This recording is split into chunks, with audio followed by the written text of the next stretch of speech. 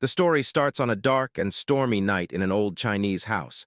A group of men in black robes stood quietly in a line. One of them asked if anyone was there. The rain had formed puddles, and outside, a dirty child, soaked from the rain, looked at the men in black robes. Their stillness was creepy. Among them, a man with red eyes looked closely at the boy, wondering how he could be living in the empty martial academy. He called the boy a young warrior and politely asked if they could stay there for the night to get out of the rain. The boy watched them closely, curious about who they were. He was surprised they spoke so nicely, especially since he was just a kid. He thought they might see him as a young caretaker of the closed academy. Wanting to be polite, he greeted them back and figured they probably weren't bad people. He said he had been living in the empty academy for a few years and told them they could stay wherever they wanted. But he pointed to the pavilion where he stayed and asked them not to use it. The men thanked the young warrior for his kindness. Their leader told everyone to avoid the boys' pavilion and find shelter somewhere else. He asked if they understood, and they all said yes. They went to find their spots. The boy read the word on their robes. It said Tang. He wondered if they were from the same clan. He was curious about what kind of people they were, but he had other things to do. He went into his pavilion. He was busy because it was time for the kids' dinner. The serious mood changed as the boy looked happy. He happily called everyone to eat. There was a big pot. He cheerfully lifted the lid, revealing a small, brown, cricket-like insect inside. The boy remarked that he was almost late and these insects must be starving. He then opened another pot. Inside was a charming, large spider known as the black earth tiger, a tarantula native to Hainan, China.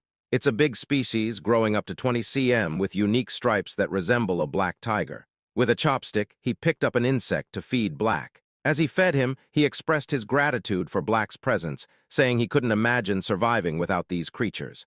Black eagerly munched on the insect. The boy was delighted with Black's reaction. He was amazed that this spider, once the size of a fingernail, had already shed its shell twice and grown significantly. He was thrilled. After Black had eaten, the boy opened a drawer. Inside was an orange lizard with white stripes. It was a Baolang cave gecko, another native species known for its striped body and tail. The boy mentioned how difficult it was to get one in his past life because he had no money. But now he could find them everywhere outside. His life was full of joy watching them. As he fed the gecko, it bit him. He yelled and shook his fingers to dislodge it, but it held on tightly. This moment reminded him of his past. Before ending up in this body, he was a streamer with a huge following of 1 million subscribers. He was a professional biologist known as Spicy Fabry, focusing on venomous insects and animals. The trouble began during a live broadcast celebrating his 1 million subscribers, featuring the 10 most dangerous vipers in the world. The most dangerous among them, the black mamba, was seen as the most aggressive, and his trip to Africa to find it led to his demise. He explained to his viewers that he didn't have it yet, and finding it was quite challenging. He decided to take a break and planned to search for it again. His viewers assured him they would wait. He was exhausted and couldn't locate it. In the chat, viewers were worried that the black mamba might be in his house and could bite him. The elusive snake, which he had searched for tirelessly, was actually curled up on top of his refrigerator. During the live stream, it bit him swiftly, and just like that, our boy died. Now back to the present, he frowned, thinking about how it happened after all his hard work. Meanwhile, an elderly man in a black robe stood outside his pavilion door. He knocked and called for the young warrior. The boy opened the door and asked if there was anything wrong. The man expressed his gratitude for the shelter from the rain. He invited the boy to join them for dinner, mentioning they had caught a deer. The boy was thrilled to hear this. He loved meat. Until now, the only meat he had eaten was from snakes and lizards. He gladly accepted the invitation and joined the others. They had set up a bonfire. Everyone gathered around, watching the deer cook. The elder noticed the boy drooling at the sight and mentioned that the deer would take some time to be ready. In the meantime, he asked if he could ask a few questions. The boy felt a bit embarrassed for staring too long but agreed to answer. The elder asked if the boy lived alone and how old he was. The boy wasn't sure if he was 14 or 15. He decided to make up a story that he had hit his head as a child and didn't remember much. When asked if he stayed there by himself, he said yes, explaining he had no special talent. He just caught snakes and sold their skins to get by. The elder was surprised he did such a risky thing. The boy replied that he was used to it. Someone brought over some cooked meat so they could eat first. An old man commented that the young warrior must be hungry. The boy thanked the elder. He mentioned it had been a long time since he had any meat. As he bit into it, he looked genuinely happy. In his mind, he thought, "This is happiness." The older men watched him with smiles. They asked the boy to listen while he ate. The elder explained they were searching for something and asked if he had seen anything unusual. The elder hesitated about sharing more. The white-haired elder suggested to the patriarch that, since they owed the young warrior, it might be fine to tell him. Besides, the boy probably wouldn't understand, and living alone, he wouldn't spread the word. The patriarch agreed with his father and began to explain. They were looking for a centipede with a blue spot on its body. The boy was taken aback by this. They called it the blue spot centipede. It was large, so they thought the boy might have come across it. He asked how big it was. The patriarch said that if it were an adult, it could easily swallow someone the boy's size. The boy went pale at the idea of such a gigantic centipede. He started to question his assumption that he had just traveled back a few hundred years. Maybe he was in another world altogether. The white-haired man reassured him not to worry as they were close to catching it. The boy wondered if they intended to catch and raise it. The elders were puzzled by the idea of raising it. The white-haired elder was entertained and burst into laughter. They found the notion of raising a blue spot centipede amusing. The patriarch remarked on how funny the young warrior was. The white-haired elder clarified that raising it was impossible. They intended to use it for medicine. This confused the boy, who thought they might be traders, but now wondered if they were involved in something illicit. He asked how centipedes could be medicinal. The white-haired man explained that his granddaughter was gravely ill, and the centipede's inner core was the only thing that could save her, so they were determined to find it. The boy was trying to piece everything together, and the patriarch confirmed his thoughts. The white-haired elder's granddaughter was indeed his daughter. To the boy, it seemed like they were willing to try anything to help her, given her critical condition. Though he doubted centipedes could be used as medicine, he understood the lengths parents would go for their children. Feeling sympathy for both the girl and the centipede, and grateful for the meal the men provided, he decided to offer his help. He began speaking about the centipede, prompting the patriarch to ask if he had seen it. He replied no, but mentioned that while he might not know exactly what a blue spot centipede is, he might have an idea of where to find it. Despite his death by snake bite, Spicy Fabry was exceptionally knowledgeable about venomous creatures. Out of the estimated 8.7 million species, about 20,000 are known to be venomous, and he had knowledge of each one. Centipedes were no exception. With expertise in venomous animals, Spicy Fabry was like a walking encyclopedia. The boy recalled his extensive knowledge about centipedes, as if flipping through a mental book. In his mind, he scanned through the information and soon found what he was looking for. Back in reality, he told the elders he might know where to find the creature. The men were surprised and eager to know where. The boy asked about the areas they had already searched. They had looked north and east of the academy, mostly during the day, focusing on the riverside to the north. He wasn't surprised they hadn't found it. He explained, "Of course you couldn't find it." The elder was curious about what he meant by "of course." They urged him to explain. Centipedes, being part of the Arthropoda phylum and Chilopoda class, have a wide range and, being cold-blooded, require shelter to regulate their temperature and humidity. Another interesting fact is that, unlike most insects with a waterproof layer, centipedes have weak waterproofing and pores on their shells. So they don't actually prefer wet places. They need high humidity but dislike being overly wet, yet they can't survive long without water. Thus, the blue spot centipede is unlikely to be found in jungles or by the river. The elders were surprised, as they thought centipedes preferred places like rotten wood cracks. The boy explained that while small ones might be found there, they were searching for a big one. Large centipedes can't stay in jungles or near river rocks because they wouldn't be able to hide. The elders exchanged glances, nodding in silent agreement. They asked where they could find the centipede, promising the boy a big reward if they succeeded. The boy smiled. He pointed west, suggesting they search the Rocky Mountains in that direction. Centipedes enjoy resting under warm rocks during the day and come out at night. A few hours later, they were at the Rocky Mountains, searching thoroughly. The patriarch stood atop a tall, narrow rock, watching closely. One man approached him, suggesting the young warrior might be mistaken. He decided it was time to call it a day. He ordered the signal arrow to be fired, gathering the search team. As the arrow flew, the men gathered around a bonfire. Though exhausted, they still hoped the young warrior was right. They wondered why the centipede remained elusive but believed in the boy's intelligence. The patriarch remained silent. Eventually, with a pained expression, he spoke of his daughter, Hueyun, considered the most exceptional talent in the Tang family's history. He questioned if the heavens had abandoned her. Suddenly, someone announced the Grand Patriarch's return. The Patriarch welcomed him back, and they gathered around the bonfire. The Grand Patriarch asked if he had also failed to find the centipede. The Patriarch confirmed that he too had failed. He asked if the Grand Patriarch had the same outcome, and the Grand Patriarch nodded. Hueyun had, at most, 3 months left. He doubted they could find the centipede in just 10 days. Silence fell over the group. The Patriarch suggested exploring the south the next day since they hadn't found any traces there. The Grand Patriarch agreed, noting the lack of traces. This statement sparked a realization in the Patriarch. He laughed heartily, admitting he couldn't believe what he had overlooked. He declared that they were indeed in the right place. The Patriarch asked if the Grand Patriarch had noticed something. The Grand Patriarch replied no, but as the Patriarch mentioned, he hadn't sensed any presence or trace. The Patriarch was puzzled. The Grand Patriarch explained that the absence of traces suggested it was there. He asked the Patriarch if he had seen any signs in the past 3 days. The Patriarch admitted he hadn't seen any animals, droppings, or territorial markings. That was when the Patriarch understood. The Grand Patriarch clarified that it was exactly as it seemed. It was unusual not to find any animal traces on such a large mountain. The Patriarch considered the possibility of a territorial creature. The Grand Patriarch suspected that other animals had either fled or become prey to the centipede. He patted the Patriarch's shoulder, assuring him that the blue spot centipede was indeed there. They felt hopeful that they could save Hueyun.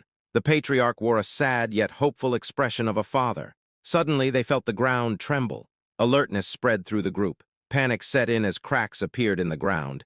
The area around the bonfire began to crumble. Unexpectedly, it rose from the earth. Confusion swept over them as they tried to understand what was happening. A limb emerged from the ground, soon followed by another. They pointed at the creature as it surfaced, fear gripping them. Even the Grand Patriarch was filled with unease.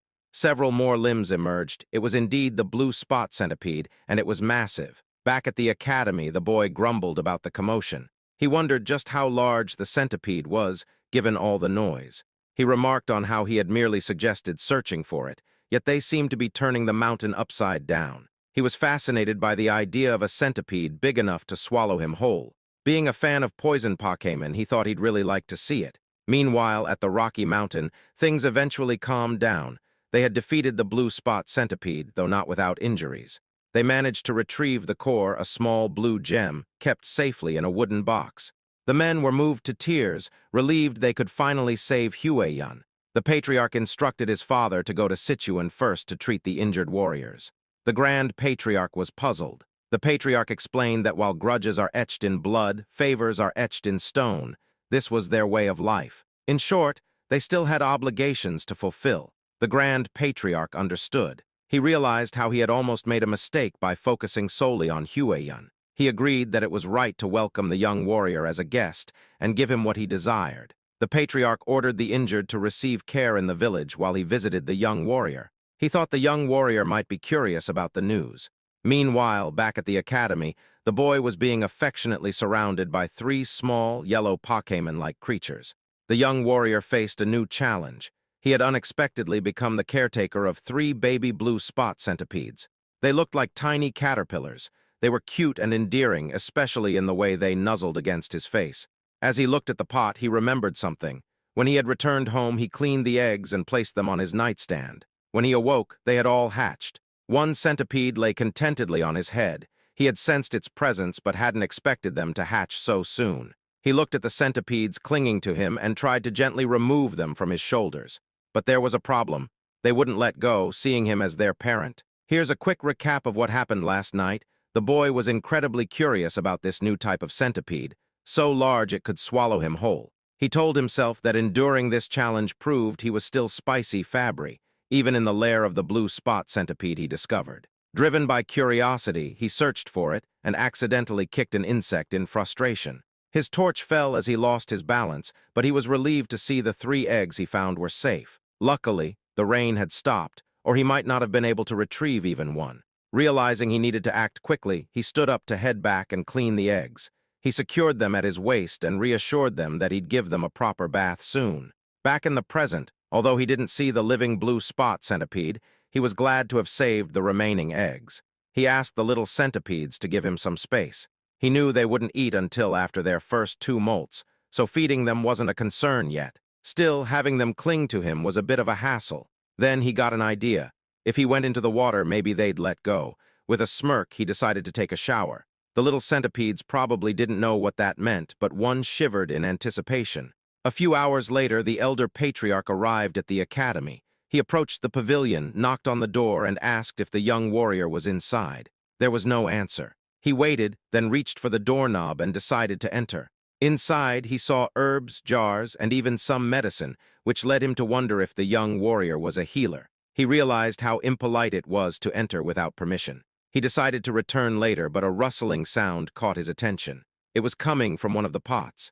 Curious, he turned back and opened the pot. To his surprise, there was a spider inside. His curiosity piqued. He turned to the drawers and pulled one open, revealing a gecko. He glanced around and checked another pot, discovering beetles within.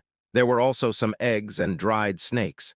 It was astounding. He couldn't believe that the young warrior was raising venomous animals and their offspring. Even their Tang clan, known for handling venomous creatures, had only managed to extract poison but hadn't figured out how to increase eggs this way. He realized that saving his daughter's life was due to a small stroke of luck, but the true fortune was meeting the young warrior. Just then, the young warrior appeared and greeted him, noticing the elder's bandaged arm and expressing concern. The elder assured him it was nothing serious. He began to tell the young warrior something important but stopped abruptly, sensing an ominous energy. Suddenly, there was an explosion at the entrance behind the boy. Slowly, a silhouette emerged, revealing itself as it stepped forward. It resembled an ogre with one eye and a burned left side of its face. The elder instinctively pushed the young warrior aside, urging him to run. The boy was startled and confused. The monster let out a loud roar, assuming an aggressive stance. It moved swiftly, attacking with its hand. The elder blocked the attack with his uninjured arm, enduring great pain. The monster then pushed him back, sending him flying.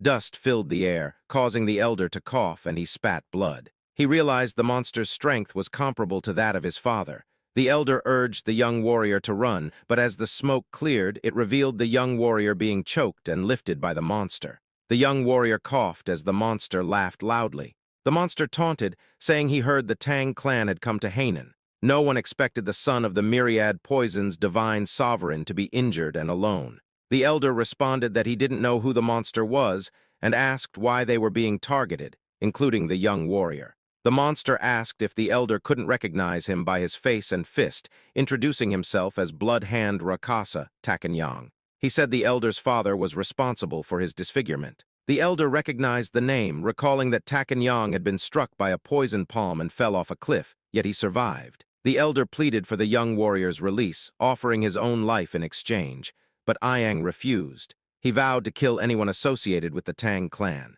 Inwardly, the elder cursed the demon, a term for a powerful martial artist causing harm. Ayang showed no intention of sparing the young warrior. The boy's face turned pale from lack of air. Ayang laughed and declared he would die. The young warrior weakly begged for mercy, nearing his limit. Suddenly, 3 pairs of fierce eyes appeared. The little centipedes dashed onto Ayang's arm. It was their moment to shine. These small but fierce centipedes attacked and bit Ayang all over. Ayang was bewildered by the centipedes and dropped the young warrior. Furious, he shouted that even centipedes couldn't harm him. Suddenly, his neck turned violet and he coughed up blood, collapsing to the ground in agony. The young warrior was surprised and confused to see that Ayang had died. He moved away and asked the elder if Ayang was indeed a bad person. The elder, having witnessed everything, was astonished. His jaw dropped, but then he broke into a wide grin, realizing the young warrior was more than just a guest. The elder thought the young warrior should definitely become part of the Tang clan. A few days after Ayang's collapse, someone sighed. The young warrior was tending to the elder, placing a wet cloth on his forehead as he rested. The elder thanked him. The young warrior suggested that instead of thanking him, the elder could tell him where his companions were so he could check on them. However, he realized he couldn't leave the elder alone, and they couldn't call a doctor either. The elder reassured him not to worry, saying he would recover with a few days of rest. The boy was amazed at how calm the elder was after such a serious injury. He told the elder to stop being so nonchalant when he was in critical condition. The elder responded that he was fine because he was a martial artist. The young warrior was clueless and asked if martial artists were the kind who flew around and shot fireballs. The elder chuckled and explained that not everyone could do that, but it was one way to describe it. Spicy Fabry was amazed. It was yet another reminder that he truly was in a different world. Otherwise, a centipede as large as a house wouldn't make sense. The elder expressed that he owed his life to the young warrior who had saved him. Introducing himself formally despite his condition, he said he was Tang Kaolson of the Sichuan Tang clan. Finally, the young warrior introduced himself as well. His name was Y Soryang. Kaolson noted that So means small and Ryang means dragon. He thought it was a good name. Kaolson mentioned he had many questions he'd like to ask. Soryang encouraged him to go ahead. Kaolson asked if the centipedes on Soryang's body were venomous. Soryang gently rubbed one of the centipedes on its belly and confirmed, yes, since they are blue spot centipedes. This revelation made Kaolson sit up abruptly, astonished. He asked if Soryang had tamed them and how he managed to do it. Kaolson also mentioned that, while waiting, he noticed other venomous creatures and wondered if Soryang was raising those too. Soryang said it was a long story and asked if Kaolson was okay with hearing it. Kaolson assured him he didn't mind. Soryang began explaining, starting with the egg of the blue spot centipede. When he finished, Kaolson asked for confirmation that Soryang had raised it from an egg. Soryang nodded, saying he could roughly predict when it would hatch. To Kaolson, this was beyond comprehension. How did the boy manage such a feat? Soryang asked him to hold on for a moment. He went to one of the drawers, retrieved 2 lizards, and proudly showed them to Kaolson. The first lizard had a brown body with yellow stripes and white stripes on its tail, an ordinary striped lizard. Then there was another one. By breeding lizards with larger white stripes on their tails, he had produced one with a brown body and a white tail, no stripes. Kaolson asked if Soryang was saying he had bred that color. Soryang blushed and happily confirmed it, saying he thought it was pretty. Kaolson regained his composure and inquired if Soryang could pair ones with strong poison to create an even more venomous breed. Soryang responded with a huh. In his mind, he thought it was theoretically possible. He explained that if they knew which had the stronger poison, it could probably be done. He was still speaking when Kaolson exclaimed, "Really? That's possible?" Soryang was taken aback by the elder's intense reaction. Kaolson immediately urged him to join his family. Soryang was bewildered. Kaolson tempted him further, promising that if he joined, they would generously teach him all their martial arts, provide access to all sorts of elixirs, herbs, and any poisons he desired. Kaolson claimed that someone like Soryang could even capture or raise the legendary 10 great venomous creatures of the Central Plains martial world. As if that wasn't enough, Kaolson added, not to brag but to offer, the chance to meet one of the 3 flowers of the Central Plains, his daughter. Soryang exclaimed, "Hold on," and asked Kaolson to repeat what he had just said. Kaolson, amused, remarked that even though Soryang was young, he was still a man. He resumed talking about the flowers of the Central Plains, but Soryang interrupted, telling him to forget about that. Soryang wanted to know more about the 10 great venomous creatures of the Central Plains and asked if they were as amazing as the blue spot centipede. Kaolson assured him, of course. He explained that while the blue spot centipede was impressive, it was ranked lower compared to the 10 great venomous creatures. From giant scorpions to golden frogs that glitter like gold, whatever Soryang imagined, the reality was even more extraordinary. Kaolson smiled, seeing that he had successfully piqued Soryang's interest. Soryang looked excited, his eyes sparkling with curiosity. 2 days later, a Tang clan member was shocked to learn that Blood Hand Rakasa, Tak Iyang, had appeared. Kaolson explained that Iyang had been hiding and refining his martial arts, reaching a level close to his father's. The Tang clan members realized that if the patriarch had sent such a man to his death, he might have reached the realm of 10,000 poisons. They congratulated him. The patriarch corrected them, saying he hadn't achieved that. He revealed that it was the young warrior who had defeated Iyang. The Tang clan members were astonished. One member immediately clasped Soryang's hand, thanking him for saving the patriarch of the Sichuan Tang clan. They asked if he was an elder who had undergone rejuvenation. Soryang was puzzled. Seeing the confusion, the elder asked Soryang to demonstrate. The Tang clan members understood what was coming, and Soryang tapped his chest, calling out his little companions. The Tang clan members watched as Soryang's clothes rustled and 3 adorable centipedes peeked out, causing everyone to gasp. The little creatures crawled into view.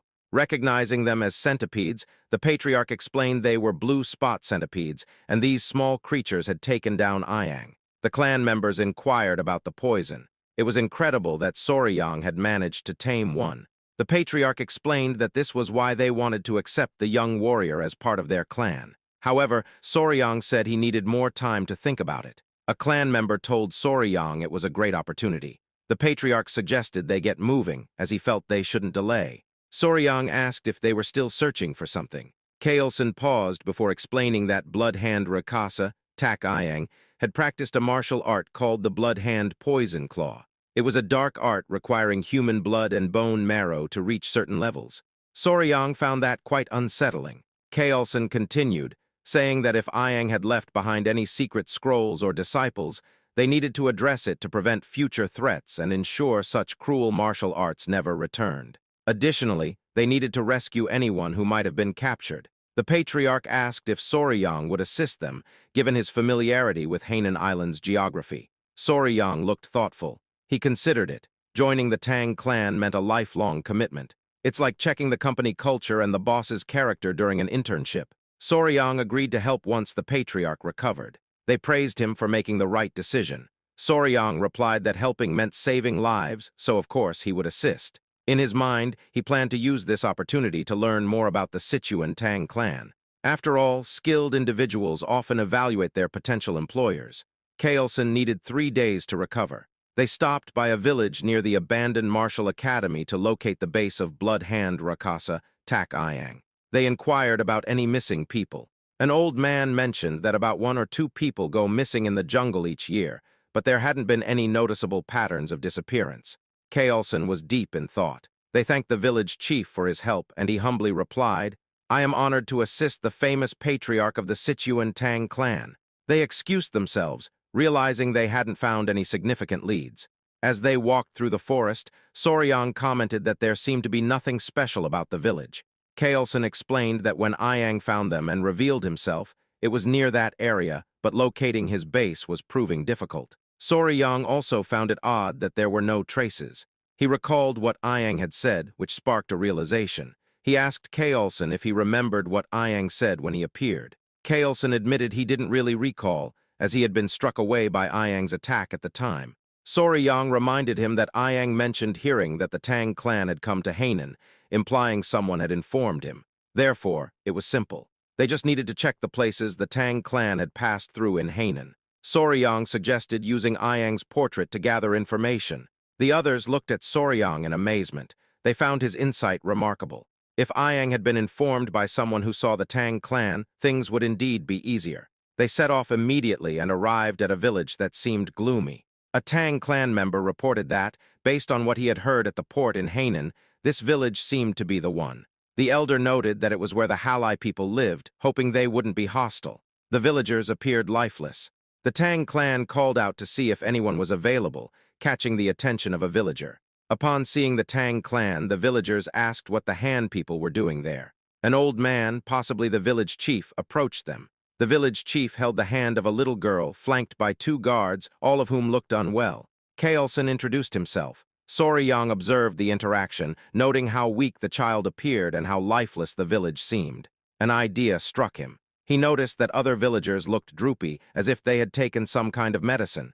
The village chief assured them that no one was missing and nothing unusual was happening in their village. He urged them to leave. The elder began to comment on the disparity between the number of houses and people, but was interrupted by the village chief, who insisted there was nothing to concern themselves with. Once again, they were asked to go back. Kaelson and Soryang were taken aback. Kaelson whispered to Soryang, recalling his earlier comment that the Halai people were supposed to be friendly. Soryang had no response. He noticed the little girl again. She suddenly collapsed. Everyone was shocked. The village chief cradled her in his lap, tears welling up in his eyes.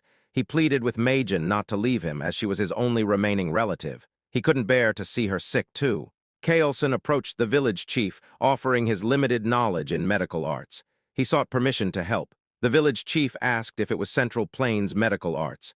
Kaelson confirmed. Though not a physician, he had some medical knowledge and asked if he could examine the child. The village chief allowed him to proceed. The village chief then explained that a plague had been spreading through the village, causing children to die and healthy people to suffer. Kaelson promised to do his best to help. The village chief expressed his gratitude as they brought the girl inside. He scolded the guards for standing idly and instructed them to guide the physician and his party into the house. They hurried towards the house. Soryang asked a Tang clan member if the elder knew medical arts as well. The man confirmed. He explained that the Tang clan's martial arts involve dealing with poisons, making them proficient in medicine. Since martial arts begin with understanding one's body, some knowledge of medical arts is necessary. Soryang initially thought they were an assassin group that used poison. He considered that if he joined the Tang clan, it would be beneficial to learn medical arts instead of the frightening poison arts. The man added that they sometimes capture wicked individuals, inject them with poison, and observe the reactions. Soryang's expression was amusing as he interpreted this as human experimentation. The more he imagined it, the more uneasy he felt. The village streets were deserted. Inside one of the houses, someone sighed. Kaelson explained that he had transferred some of his energy to stabilize the girl's breathing. The village chief thanked him profusely, pleading for the life of his only granddaughter. Kaelson mentioned something odd about the child's pulse and asked if she had a weak heart from birth. The village chief explained that she had been sick for half a year. Besides his granddaughter, others in the village had also fallen ill with what they called a mysterious disease.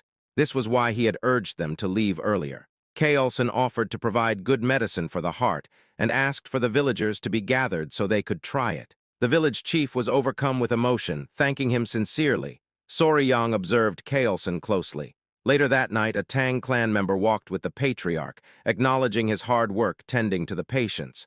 The patriarch thanked Gyupi. Pai inquired about the symptoms. Kaelson explained that the symptoms were quite unusual: lethargy, swelling in the eyes, light fever, and irregular pulses. Those with severe symptoms all had heart problems. Kaelson asked where Soryang was, and Pai replied that Soryang, likely exhausted from helping all day, had fallen asleep. He had left him in his room.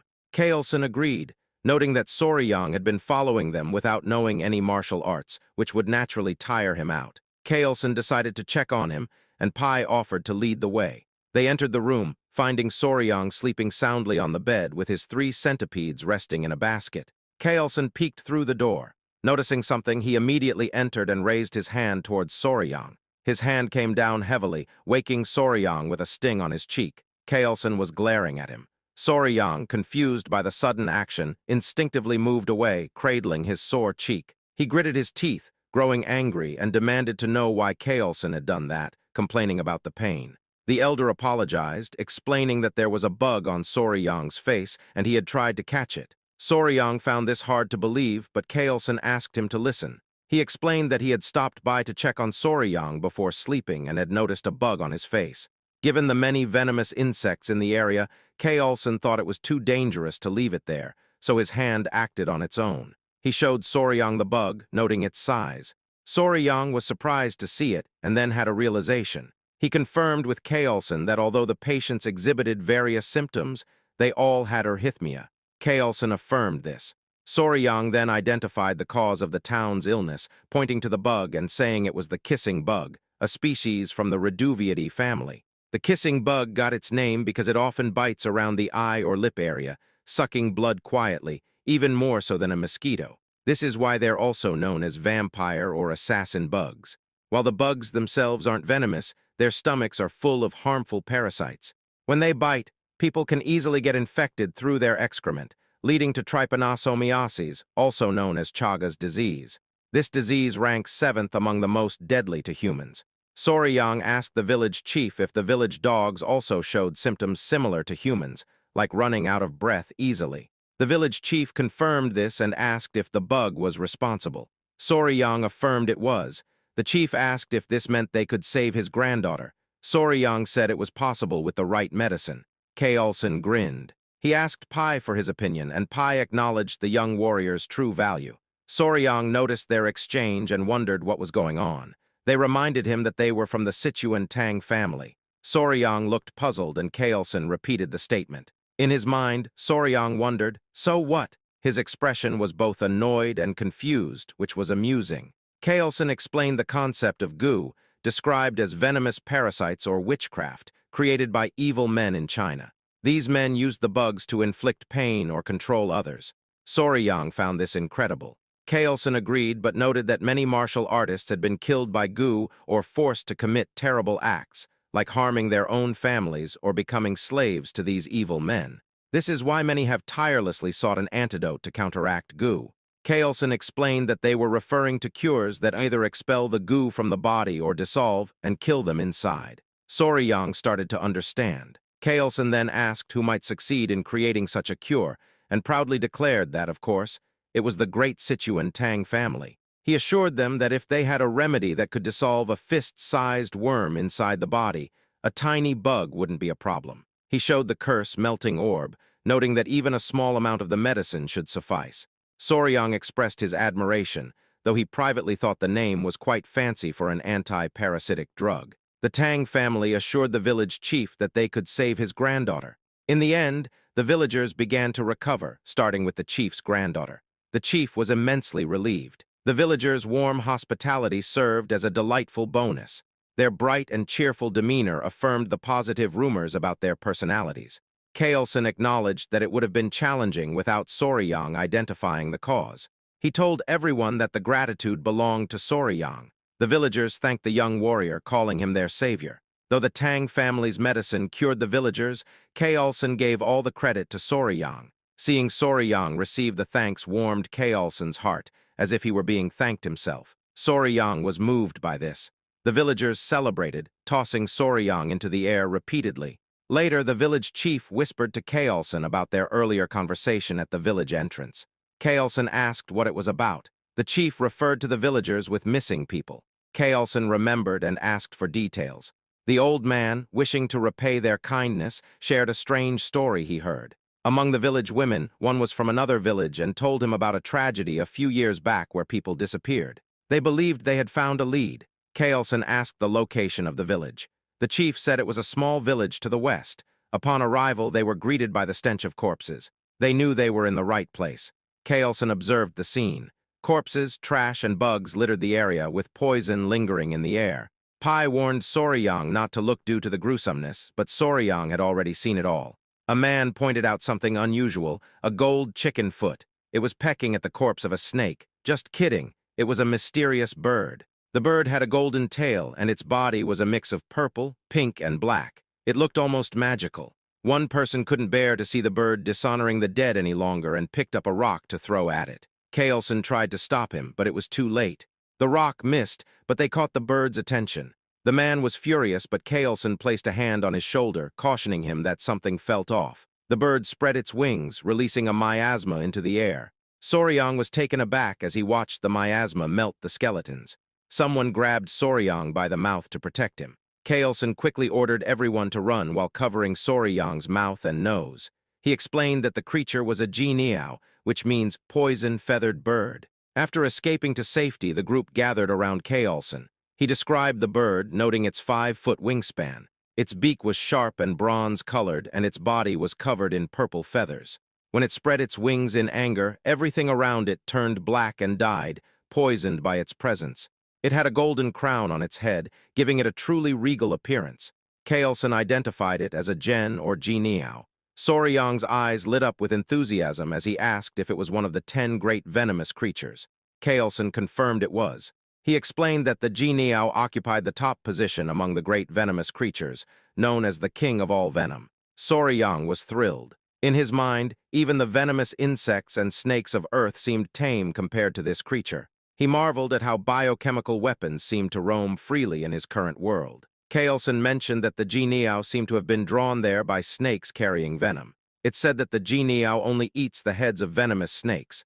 Soryang asked if it was common. Kaelson replied that it was not common at all and quite rare, so rare that one might only catch a glimpse of it once in 100 years. Soryang was amazed, prompting Kaelson to ask why he was so interested. Soryang asked if it was possible to catch the Jianiao, which left the Tang members astonished. Kaelson, amused, asked if Soryang truly wanted to attempt capturing it. Soryang replied yes, but expressed concern about the venom. Kaelson smiled, recognizing Soryang's keen interest in the 10 great venomous creatures. If that was the case, Kaelson explained there was a way. Soryang was surprised to hear this. Kaelson informed him that by mastering the Tang clan's poison techniques, he would become immune to all poisons, including the venom of the Jianiao. With their clan's martial arts, he could block any poison in the world. Kaelson cunningly added that they don't teach their clan's techniques to outsiders, and even as patriarch, he couldn't break this rule. Soryang eagerly asked if joining the family would allow him to learn these techniques. He also asked if becoming immune to poison would truly enable him to withstand the Jianiao's venom. Kaelson reassured him. Of course, he promised that if Soryang agreed now, he would teach him everything and take care of his talents. He warned that if Soryang took too long to decide, he might hesitate as well. Feeling the pressure, Soryang announced his decision to join the clan. He expressed eagerness for Kaelson's guidance and began addressing him as patriarch instead of elder. The clever man had a playful smile and acted like he hadn't coaxed Soryang into agreeing. Kaelson told Soryang that from now on, he's part of their family. Back at the old place, signs of Bloodhand Rakshasa Takun Yang showed up in a cave. There were footprints too. They called the leader and gave him a notebook found in the cave. Kaelson looked through it and confirmed it was the secret technique of the Bloodhand Poison Claw. Soryang felt uneasy because it was written in blood. Kaelson decided to leave. Soryang asked if they were heading to Sichuan. Kaelson said it was the best choice since they had the blue spot centipede's core and the manual. Soryang asked if they could stop by the academy to free his friends. Kaelson agreed since Soryang also needed to gather his belongings. They set off, but when Soryang looked back, he noticed something. He pointed out that there was something over there. They checked it and saw a shiny purple feather from the Jianiao. They all stared at it, thinking. Kaelson picked it up and told Soryang he'd keep it as a gift for joining their family. Soryang seemed very interested in it and thanked him. Kaelson replied that everything was fine except for how Soryang addressed him. He suggested changing the title after the ceremony. Soryang wondered if it was like an initiation ceremony. Meanwhile, at the Tang clan, the Grand Patriarch Tang Musong, who had left earlier, finally arrived. He was tired but didn't rest. Instead, he asked about Huayan. The Tang members helped him inside quickly. They told him she was still holding on. The door opened. He immediately called out to Huayan. The people inside were surprised to see him. He told his daughter-in-law that he had the medicine now. He took out the core of the blue spot centipede. Seeing his success made the daughter-in-law cry. They got ready to give the medicine to her. Musong felt sad seeing her in pain. It was a close call and he was glad he rushed back. The daughter-in-law urged him to give the medicine right away. Musong helped his granddaughter take it. A blue glow surrounded her. Musong checked her pulse with his finger. They all hoped she would open her eyes. They watched her waiting. Meanwhile, Soryang felt tired. He had heard the Central Plains were vast but didn't expect them to be this big. From Hainan, they took a boat to Hangzhou. Then they passed through Nanjing after a journey lasting over a month and a half. Finally, they arrived in Sichuan. At the Sichuan Tang clan's residence, Pai happily told Soryang they were at the Sichuan Tang clan. Soryang's mouth dropped open. They stood at the entrance. They told him the entire mountain belonged to the Sichuan Tang clan. That's why it's called Tang Clan Mountain. Soryang swallowed hard, taking it all in. The Tang clan members came out to welcome the patriarch. Soryang was surprised by how many there were. He wondered if all these people were from the Sichuan Tang clan. Among them, a girl in a red dress rushed towards them. She called out to her father. It was Huayan. Tears flowed down her face as she was just happy to see her father again. Meanwhile, Soryang was captivated. Kaelson was relieved to see his daughter alive. She hugged him tightly, apologizing. Soryang couldn't believe her beauty. He had a fling with a celebrity before, but had never seen someone with such a bright aura. Kaelson told Soryang he had someone he wanted to introduce to him. Kaelson introduced his daughter, Huayan, to Soryang. Soryang was stunned. He asked if this was what Kaelson had mentioned before. Soryang said something about weeds or grass reminded Kaelson of a flower. Huayan blushed. Kaelson told Soryang that the girl next to him was the flower he had dismissed. Soryang was at a loss for words. He remembered their talk about the flower and felt embarrassed. At that moment, he realized he had made a mistake. He never thought he missed the chance to have such a beautiful partner. The only daughter of the Sichuan Tang clan was also known as the venomous flower, Tang Huayan. She carried a hidden emotional burden from a young age. She overheard some old men discussing her talents. They doubted her skills, but her beauty was remarkable enough to be one of the 3 flowers of the Murim. They talked about finding her a suitable son-in-law. One of the old men mentioned he suggested the patriarch take a second wife, but the patriarch refused, which puzzled him. When Huayan heard this, she knew her parents were right. She wanted to prove herself to the clan elders by excelling in martial arts. She wanted to show she could contribute to the family even if she wasn't a man. But rushing things led to mistakes. If someone is impatient, they can lose their way. That impatience caused a heart demon, leading to a key deviation deviation. Then Huiyin woke up. At that time, the Grand Patriarch, her mother, and 2 others were by her bedside. Her mother looked relieved that she was safe. Tears fell from Huiyin's eyes. She cried and apologized to her mother. She wanted to be useful to the clan, but she had lost all her inner ki. Her grandfather called her a brat and asked if she was doing this because she felt guilty for making her father and grandfather worry. He mentioned how she had reached the level of 100 poisons that she wanted so much. He told her to stop crying and cheer up. She got confused when he mentioned 100 poisons. She looked at her aura, which was glowing, and asked her grandfather about it. The Grand Patriarch told her he had a story to share. It was about a mysterious young warrior who not only saved her life, but also gave her the inner kai of 1,000 poisons, not just 100. In the present, Huiyin asked about the weed. Soryang had no reply. Again, he felt embarrassed for calling Kailson's daughter a weed because he was so caught up in the story of the 10 great venomous creatures. He told himself to reflect on this. He tried to brush it off, saying the patriarch took the joke too far. He told her it was nice to meet her. It was amusing how the clan members smiled as they watched the 2 young adults meet. Soryang introduced himself and said he knew she had been sick, so he was happy to see her healthy now. Huiyin told him it was nice to meet him too. She introduced herself as Huiyin, also known as the venomous flower, and thanked him for saving her life, promising to never forget his kindness. Soryang was captivated by her beauty. Kailson asked Soryang what he thought. Soryang was surprised when he heard a voice in his head, assuming it was some kind of sound transmission. Kailson asked if Soryang agreed that his daughter was beautiful, and if he wanted to get to know her better. A little while later, Soryang relaxed in a large bath. The centipedes were peacefully resting in a basket. Soryang felt exhausted and thought he might collapse. He looked worn out. Then he noticed something. He smiled at the centipedes. One centipede woke up and smiled at him. Normally, the centipedes wouldn't fall off, but when he told them hot water was bad for them and suggested they stay in the bucket, they went in as if they understood. He found it mysterious. It seemed like they could understand him. Kailson mentioned that they react to killing intent. 2 centipedes were now awake and watching him. He joked that he felt embarrassed with them staring at his naked body. The 2 centipedes then hid inside the bucket, which amused Soryang. He remembered Pai saying the centipedes were spiritual creatures. He made a mental note to find out more about spiritual creatures later. He pondered it. He couldn't calm down after what Kailson said. He knew he had to leave soon. At another pavilion, the family gathered around the table. The Grand Patriarch, the Patriarch, his wife, and daughter were there. Kailson announced he'd give the East Wing room to the young warrior. This room was part of a traditional Chinese residence for couples. The Grand Patriarch asked if the young warrior was truly that talented. The Patriarch confirmed, saying they thought they met by chance, but it was the person, not the encounter, that was special. He explained that the warrior's knowledge of venomous creatures was extraordinary, and he had even killed Ayang. Additionally, he had encountered legendary spiritual creatures like the poison-feathered bird and had hatched the blue spot centipede eggs himself. The Grand Patriarch noted that the Patriarch had found a treasure. Their attention turned to Huiyin. Kailson told his daughter he wanted the young warrior as his son-in-law and asked for her thoughts. Huiyin considered what that meant. Then she understood and fell silent. She wanted to prove she could be even more helpful to their clan now that she had the 1,000 poisons constitution. She replied that she was a member of the Tang clan and understood what her father was saying. But she told him that whether the young warrior deserved her was something she needed to find out for herself. Then she ran out of the room, making it an awkward moment. In Kailson's mind, the young warrior should be cautious. As beautiful as his daughter is, she also has sharp thorns. Huiyin ran quickly. She felt hurt. Now that she had the 1,000 poison constitution, if she stopped there, the elders would never recognize her. She decided to thoroughly evaluate what kind of person the young warrior was, from his qualifications to his personality. Meanwhile, Soryang was thinking about what he should do. He knew she might hold a grudge against him. He asked his kids, the centipedes, for advice. Suddenly, Huiyin appeared, shocking him. She looked stunning. She asked him to excuse her for a moment. She was in a hurry and asked for his hand. He gave it to her like a dog giving a paw to its owner. Then he blushed. He said he didn't know why she was in a hurry, but suggested doing such things after getting to know each other better. He shyly mentioned there's an order to such things. Huiyin asked what he was talking about. Then she realized, and her face turned red like a tomato as she corrected him, saying that wasn't her intention. Soryang felt cold and disappointed upon realizing it wasn't what he thought. There was an awkward silence. Huiyin sighed. She clarified again that it wasn't what he thought. She just wanted to check his pulse. She guessed that he misunderstood because of her sudden request. Soryang felt embarrassed. She sat beside him, apologizing for appearing suddenly and acting rudely. She told him that he's young and not yet of age, but he seemed thoughtful, so she planned to explain what was going on. She started explaining, and Soryang listened closely. From what he heard, it felt like a medieval drama. As the only direct descendant, Huiyan constantly dealt with the schemes of the branch families. To ensure the family line continued, the elders planned to find a capable son-in-law. They even considered how Soryang's status might change if he joined the family. Huiyan apologized in advance, as there was something she needed to confirm. She told him that even if things didn't go well, she had no intention of treating him poorly. She acknowledged him as her benefactor and wanted to treat him as a guest or like sworn siblings. Soryang extended his hand. He told her he understood, so she was free to confirm whatever she needed. She observed him. She took his hand and placed her fingers on his pulse. A blue aura began to surround her. She explained that the Tang clan's martial arts weren't something just anyone could learn. Some people could accept toxins into their bodies and master the techniques, while others couldn't. That's why their poison techniques required gradually adapting to poisons as internal energy grew. Only by accepting them all could one achieve mastery. The poisons had tiers. It started with 5 poisons, then 10, 100, 1,000, and finally 10,000 poisons. Fortunately, Soryang's body was capable of learning the poison techniques, but it was only at the 10 poisons level. This meant his body could handle only 10 types of toxins. Having a 10 poison body was impressive, especially for someone not born into the Tang clan. Soryang was shocked. Huiyan continued to explain that in terms of skill, it would place him at the level of a first-rate martial artist, the highest level someone without innate talent could achieve. She decided to take her leave. He saw her off. Soryang thought about having a 10 poison body. He turned pale, realizing it might mean he couldn't catch the Jianiao. For Soryang, this was a serious matter. A few hours later, someone stepped out of the bath. It was Huiyan, and it was quite a sight. She noticed that ever since she took the blue spot centipede's inner core, her body emitted a strange scent, even though she bathed several times a day. As she got dressed, she wondered if it was some kind of punishment for speaking ungratefully to the one who saved her life. Meanwhile, Soryang was deep asleep. In his dreams, he talked to someone who thanked him for his kindness. It was Huiyan. He asked if he was dreaming. Huiyan answered that it might feel like a dream, but it wasn't. This Huiyan explained she borrowed the appearance of the girl who consumed her inner core to avoid startling him. She introduced herself as the mother of all those creatures, the blue spot centipede. Soryang struggled to understand. 3 little girls approached him. He figured they were her babies. He asked how she appeared in his dreams. She explained that she was killed without mercy, leaving her children behind, and her grudge reached the heavens, causing her spirit to linger in the inner core. She added that while cursing from within the body of the girl who consumed her core, a chance to resolve her grudge arose, allowing her to appear in his dreams. It was because he brought all her children with him. Soryang realized he had unintentionally been part of the blue spot centipede's demise. He didn't mean to, but he felt involved in her death. He watched her. She asked if he could fulfill one request for her. He agreed and promised to do whatever she asked. She requested that he take care of her children until they were fully grown. Soryang was puzzled since centipedes are supposed to become independent after molting twice from their mother's body. The mother centipede explained that her offspring remained dependent on the Kai from her inner core until they shed their shells twice. Afterward, they needed the true Kai of other beings to grow. Soryang asked if this meant the babies needed to stay with Huiyan since she consumed the inner core. The mother centipede informed him of the circumstances. She revealed that she had cursed the girl so her body emitted a foul odor, ensuring no man would approach her and preventing her from having children. In exchange for lifting the curse, the mother centipede proposed that her children absorb the Kai from Huiyan's inner core. She hinted that Soryang might also win Huiyan's heart this way. Soryang thought about it, then smiled and replied that it didn't feel right to him. He didn't want to take advantage of Huiyan's challenging situation. The mother centipede admired his honor and asked how he planned to tackle the challenge. She noted that Huiyan was looking for a strong man and that she couldn't provide the inner core of the 10 great venomous creatures for him. This gave Soryang an idea. He asked the centipede to trust him. He assured her that he would handle it and things would work out. The next day, Soryang and Huiyan sat side by side. Huiyan now understood that the smell from her body was due to the blue spot centipede's inner core. Soryang confirmed this and explained that if she attached the centipedes to her body every few days to let them absorb the Kai, the smell would naturally fade. Huiyan hesitated but asked if it was okay for him to help her without expecting anything in return. She knew he could easily ask for compensation. Soryang smiled and said he couldn't bring himself to exploit a woman's difficult situation. He refused to be that shameless. Huiyan was surprised by his response. She felt guilty and said she wouldn't continue accepting his kindness without offering something in return. She began to take her father's words seriously. Seeing Soryang, she realized there were things more valuable than talent or martial prowess. Soryang mentioned he had been thinking too. He recalled when she said he had 10 poison bodies and could absorb only 10 types of toxins. Soryang had an idea idea if he could only take in 10 types of toxins, he should aim to fill those slots with the toxins of the 10 most venomous creatures of the Central Plains. Huayan was surprised by his ambition. Huayan interpreted Soryang's ambition as a desire to become the strongest under the heavens for her sake, which made her blush. For Tang Huayan, known as one of the 3 flowers of Murim and the venomous flower, this was the first time a man had made such a bold gesture toward her. Blushing, she asked Soryang if he realized what he had implied. Soryang replied that he didn't. Huayan explained that the path he was considering would be incredibly tough and challenging. It might take 10 years, 20 years, or even a lifetime to achieve such a feat. Soryang's expression turned grim as he wondered if it would indeed take that long, while Huayan's cheeks remained flushed. Huayan mentioned that Soryang was 15 years old, and in 3 years, when he came of age and was ready to marry, if he managed to succeed in dealing with even one of the 10 great venomous creatures by then, she would be impressed. She shyly suggested that if he succeeded, there might be a possibility of a wedding. She then cheered him on and, embarrassed, dashed away. Soryang was puzzled and called out to her. She turned back and asked if he had something more to say. He suggested she get treated and stay for a couple more hours. Embarrassed, she returned. He reassured her that there was nothing to worry about since the little centipedes wouldn't bite. He gathered his centipedes and told them to go to their mom instead of their dad. Hearing that made Huayan blush even more. She questioned the use of dad and mom, but Soryang quickly clarified that it wasn't what he meant. Meanwhile, Kaolson, his wife, and Museong were gathered at the table. They discussed how the extraordinary talent of the young warrior seemed not to have won Huayan's heart yet. Museong asked if they had seen them that morning, noting that it seemed like something was happening between the two. Huayan's mother remarked that it appeared Huayan had turned Soryang down. The men pondered this. Museong stated that forcing a marriage wasn't the right approach, and that it would be better for them to develop feelings naturally. Huayan's mother suggested that Huayan take charge of the young warrior's martial arts training so they could spend more time together and grow closer. Chiolson thought it was a good idea. Museong mentioned that they should see if the elder healer sage could grant the purifying elixir of marrow and essence. If the young warrior's aptitude was low, the elixir could enhance it. Chiolson was surprised by this suggestion, noting that it hadn't been possible for Huayan, so they shouldn't get their hopes up. Museong agreed. At that moment, Huayan was outside the door. She announced herself to her father. Chiolson asked what brought her by at that hour. He invited her in. She blushed, not expecting to see all 3 of them there. She came with something to say, blushing again. In one burst, she declared that she would do as her father suggested. Chiolson was taken aback and asked what she meant. Huayan's mother invited her to sit and gently inquired if she meant that the young warrior had caught her interest. Embarrassed, Huayan struggled to speak. Chiolson was curious about the sudden change, especially when they thought she wasn't interested before. She began talking about the young warrior, explaining that Soryang had promised to become the greatest in the world for her. He had made such a promise to her. Chiolson was intrigued. Encouraging her to continue, he listened as she explained that Soryang, despite his innate talent being at the level of 10 poisons, vowed to overcome this by defeating the 10 great venomous creatures for her sake. Museong found this amusing. Chiolson was surprised and Museong laughed, commenting on Soryang's courage. Huayan's mother was impressed. Finding a suitor like that was rare. She explained that although her heart was willing, she had told Soryang she would only agree to marriage if he could capture one of the 10 great venomous creatures before he came of age. She wondered if he understood her response. Her father joked that she should have set the bar at capturing at least 3 creatures. Her mother commented that men aren't always the sharpest when it comes to such hints. Huayan asked if she should go clarify it to Soryang. Her mother advised against it, saying that if Soryang doesn't realize they've already given their approval, he'll just work harder. Museong suggested treating him as a prospective son-in-law while acting as though they're still undecided. They expected that with all his efforts, he would naturally become part of the family. Meanwhile, the mother centipede praised Soryang for impressively winning over Huayan's heart. He replied that it was all about having guts and perseverance. She smiled warmly at him, calling him her benefactor and informing him that it would likely be her last act. Her resentment had been resolved, and her soul would soon ascend to the afterlife. She offered to do anything possible for him before she left. Soryang thought for a moment and asked if he could see her true form. She felt shy but recognized it as a reasonable request, thinking he might have a weakness for lust. She revealed her shoulder and was about to strip. Soryang quickly asked if she really needed to take it off, which made her blush even more. She asked if she should refrain. Soryang clarified that wasn't what he meant. The children amusingly covered their eyes. He explained he wanted to see the appearance of a blue spot centipede. Realizing her misunderstanding, she felt horrified. Smoke enveloped the area, and then she revealed her true form. Soryang gasped at the sight, excited and happy happy to see her in her natural state. He was amazed by her size. He asked if he could touch her, already doing so as he marveled at her waterproof body and imagined her movements. He inquired about her legs, venom strength, eyes, and antennae, all while eagerly examining her. Soryang was so passionate about examining the centipede that the children, still covering their eyes, looked really cute. He was so enthusiastic that he even wanted to touch her fangs. She warned him it was dangerous, but he insisted. This made the blue spot centipede a bit worried. She started to wonder if her daughters would be okay with this man, as she sensed his touch was anything but ordinary. It was both funny and odd how Soryang drooled as he caressed her. Later, Chiolsen met with Soryang over a cup of tea. He informed Soryang that he had heard everything from Hueyan, and thus Soryang would be treated as their son-in-law. Soryang mentioned he thought he was supposed to wait 3 years. Chiolsen interrupted, saying the wedding would naturally occur when Soryang came of age. Soryang tried to clarify, but Hueyan's mother enthusiastically welcomed him into the family, introducing herself as his mother-in-law. Museong was pleased too, stating that Hueyan had found a suitable match and their clan would prosper even more. Soryang looked at Hueyan, confused by the sudden acceptance when there were supposed to be conditions for marriage. He thought they might have accepted him without much discussion. Deciding to go along with it, he said he looked forward to everyone's guidance. Soryang was puzzled when Museong suggested to Chiolsen that they should get started immediately. Chiolsen informed Soryang that before he could learn the Tang clan poison arts, there was something they needed to show him. Soryang asked what it was. The elders smirked, and Chiolsen revealed it was the Hall of 10,000 Poisons, something he was sure Soryang would love. They had been waiting for this moment, for Soryang, as a family member, to take his first steps into the Hall of 10,000 Poisons, a treasured tradition for the entire family. Soryang addressed Museong as grandfather and expressed his eagerness. Soryang was excited, assuming it was a place where 10,000 kinds of poisons gathered. But as he looked at Hueyan's profile, he couldn't help but be in awe of her beauty. Soryang remembered the saying that beauties are best admired from the side, and at that moment, it felt like a photo shoot come to life. He blushed, which amused his in-laws. They smirked knowingly. Chiolsen joked that at this rate, Soryang might wear out his daughter's face, pointing out that Hueyan was his woman now, yet he gazed at her so absent-mindedly. His mother-in-law remarked that Soryang seemed completely smitten with Hueyan. Both Hueyan and Soryang turned red. Hueyan told him to watch where he was walking, and Soryang stuttered a reply of agreement. A short while later, they stood before a large door. 2 men with bulging muscles stood proudly on either side. They reminded Soryang of Yupin and Ipin for some reason. A man in the Tang clan's robe stood in the center and welcomed the Grand Patriarch. Museong ordered them to open the gate, as he intended to show his grandson-in-law the Hall of 10,000 Poisons. The men complied. In his mind, Soryang noted how the security seemed absurdly tight for something out of the Middle Ages. The man in the black robe announced the opening of the gates, and the 2 muscular men exerted all their strength to push open the heavy door. The man in black remarked that the gate was opened quicker that day. Soryang was surprised by this observation. Once the gate was fully opened, the 2 muscular men looked exhausted. The man in black invited them inside. Chiolsen glanced at Soryang briefly. As they walked through, Soryang felt compelled to look at the tired, muscular men. To offer some consolation, Chiolsen explained that the iron gate was forged from Kunyu steel, sourced from the southern wilderness. Even opening the gate was considered an honor. They arrived inside the hall, a treasure trove where the Tang clan of Sichuan stored all its poisons. Called the Hall of 10,000 Poisons, it held exactly that many poisons. Museong cautioned Soryang to be careful and not touch anything recklessly. Soryang assured him he understood. He also confirmed if the hall indeed contained 10,000 poisons. Chiolsen explained that the poisons are meticulously categorized, including paralysis poisons, sleep poisons, and many more. The elders enjoyed teasing the young couple. It was clear when Chiolsen asked Hueyan to explain the poisons to Soryang, knowing he would enjoy hearing it from her. Embarrassment washed over Hueyan and Soryang as they blushed. Nonetheless, Hueyan took on the task. Hueyan took Soryang's hand and led him to the Tang clan's strongest poison. The elders watched their interaction with fondness. She started by pointing out the Kai dissipating poison. This poison is feared by martial artists because, once inhaled, it renders their energy unusable. She advised Soryang to be extremely cautious. She also showed him the elementary canal necrotizing poison, spirit-destroying poison, bloody pulp poison, and 7-step soul-snatching poison. She explained that while all these are potent, the Tang clan's strongest poison is something else entirely. She handed him a small seed, leaving Soryang puzzled. In his mind, he compared it to a tiger bean. Hueyan explained that it's the most powerful poison in existence, aside from the venoms of the 10 great venomous creatures. She added that it's a plant symbolizing the Tang clan, called the seed of the castor plant. Soryang was intrigued by its castor seed. He thought of ricin, a highly potent toxalbumin, where just 2 milligrams can be lethal to an adult. It was famously used in the umbrella assassination of Bulgarian dissidents during the Cold War. Ricin is a poison 100,000 times stronger than cyanide. Soryang remarked that it's the poison closest to the Tang clan's ideal, colorless, odorless, tasteless, and formless. That's why they named it the rarest and most precious of all poisons, the golden poison. When used to kill, it's known as a golden death. Huayan told him to remember that the strongest poison isn't the one that inflicts the most agony or causes the most gruesome death. The strongest poison is the one that kills silently, swiftly, and without leaving a trace. Huayan shared that the Sichuan Tang clan's poison arts strive for this ideal of stealth and certainty. In Soryang's mind, they seemed like a clan of assassins. Museong told them that was enough for now and invited Soryang to see the venomous beasts he had been eager to see. Museong even offered that if Soryang was interested, he could oversee their care, with the clan providing full support for anything he needed. To Soryang, this translated to them supporting his hobby, which made him look very excited. As they were about to leave, the patriarch was urgently called. Pai arrived, panting from running. They asked him what was the matter. Pai said the patriarch needed to head to Black Tortoise Pavilion immediately. The patriarch asked why. Pai started to explain about the clan elder, but Museong cut him off in anger, demanding to know what those bastards were up to now. Soryang wondered if they were referring to the branch family members Wian mentioned. Pai informed them there were 2 issues. First, the medicine sent to the Sichuan city lord didn't work as expected, and he sent back a letter full of complaints. Before Pai could reveal the second issue, he glanced at Soryang, who sighed. Pai then revealed it was about the Hall of 10,000 Poisons, and Museong anticipated that rumors were already spreading. They decided to leave for now, but not without Museong insisting that Soryang accompany them. At the Black Tortoise Pavilion, the elders noticed the patriarch and began complaining about the critical decision he made on his own. They protested his choice of pairing Huayan with an orphan of unknown origins. This triggered Chialson. He was displeased with them, referring to Soryang as an orphan with unknown origins. Chialson began emitting a green aura from his body, questioning if they were insulting his son-in-law. The elders of the clan insisted their concerns were valid. Museong, clearly agitated, declared that he was the one who made the decision and asked if they had a problem with it. The elders were taken aback and turned to the Grand Patriarch, hoping he would reason with the patriarch. They argued that entrusting the management of the 10,000 poisons to an outsider with unproven abilities was absurd. Museong reiterated that he had given his approval. During this exchange, Huayan was conscious of Soryang and whispered an apology to him. Soryang initially thought, "Goodness," he sighed, realizing she was worried about him when it should be the other way around. Everyone was surprised when they heard Soryang speak up, saying, "Excuse me, sorry to interrupt your conversation." He proposed that since the issue stemmed from doubts about his abilities, he should demonstrate his skills to prove himself to the clan elders. The elders were caught off guard. Soryang suggested he could resolve the issue with the Sichuan city lord to prove his worth. Huayan asked him in a hushed tone what he was trying to do. Soryang wasn't typically the type to step forward and cause a fuss, but he wouldn't let anyone disturb his peaceful life as a pet owner. He had left the elders speechless. Eventually, they became agitated and lectured him for interrupting the elders' conversation. They challenged him, asking if he even knew what the Sichuan city lord's letter said before barging in. They called him an insolent nobody and reported him to the clan head for daring to meddle. The elders used this opportunity to argue for a son-in-law from a respectable, established martial clan instead. Chialson's wife was starting to get annoyed. Inside, Soryang thought about how these old codgers sounded more absurd the more they talked. Back when he was Spicy Fabry, he had more than 1 million total subscribers and over 3,000 viewers per stream on average. He pointed out that it seemed the elders still refused to recognize him as the son-in-law of the Sichuan Tang clan. In essence, Soryang was still considered a guest. With Spicy Fiber's large fan base, he was used to handling disruptive trolls who caused chaos without reason. Soryang emphasized that he had saved the precious daughter of the Sichuan Tang clan, Lady Huayan. Moreover, he had defeated Bloodhand Rakshasa, Takun Yang, and saved the patriarch's life. He challenged the elders, questioning if insulting a guest and benefactor was part of the Sichuan Tang clan's etiquette. Inside, Soryang knew the malice he faced from the elders was nothing compared to the trolling he dealt with as a streamer. It was almost cute by comparison. The elders were embarrassed and admitted they had spoken hastily and out of desperation. In his mind, Soryang found them pathetic. The Grand Grand Patriarch was impressed by Soryang. One elder suggested that claiming to have taken down Taekon was too much. The Patriarch affirmed Soryang's claim, showing them a document. The elder gasped upon seeing it, and their jaws dropped when they realized it was the Blood Hand Poison Art's secret manual. Written in blood, it was authentic and belonged to the blood sect. The Patriarch encouraged Soryang to show the elders the spotted centipedes. Soryang gently tapped his chest, inviting the elders to look. The 3 baby spotted centipedes emerged happily. The elders felt uneasy at the sight. The Patriarch explained that they were offspring of the blue spotted centipede and proudly shared that his son-in-law was raising them. He recounted how these little ones were the ones who bit Taekon to death. The elders were incredulous, confirming with the Patriarch that the young warrior had indeed managed to control a blue spot centipede. The Patriarchs Soryang and Gyup had devilish grins as they teased the elders. Chiolson pointed out that referring to Soryang as a young warrior was a sign they hadn't accepted him as his son-in-law. Soryang even managed to warn them jokingly that if they bit, they'd end up as black and lifeless as Taekon.